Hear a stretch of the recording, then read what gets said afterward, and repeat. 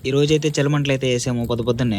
అసలు మ్యాటర్ ఏందంటే, ఈరోజు పొద్దున్నే లేగానే అయితే బయటకైతే వచ్చాను. రాగానే అయితే మంచు ఫుల్‌గా ఉంది. ఏందబ్బా! మంచు ఇలా ఉందని చెప్పి నేనైతే బండేసుకొని అలా రోడ్డు మీదకైతే వెళ్ళాను. వెళ్ళగానే మంచయితే అసల రోడ్డు కూడా కనిపించట్లేదు. మీరు మాత్రం ఇలాంటి మంచు ఉంటే మాత్రం చాలా అంటే చాలా జాగ్రత్తగా వెళ్ళండి బైక్‌లో. నేనైతే ఎక్కువ దూరం అయితే వెళ్ళలేదు. మా ఊర్లోనే కొంచెం అట్లా రోడ్డు మీదకైతే వచ్చాను. రాగానే ఏందంటే, ఇక్కడ పక్కనే మాకైతే చిన్న కాలువలాగా ఉంటది. ఆ కాలువలో ఏందంటే చిన్న చిన్న చేపలైతే తిరుగుతా ఉంటాయి. ఈ రోజన్నా ఉంటాయని చెప్పి పోయాను.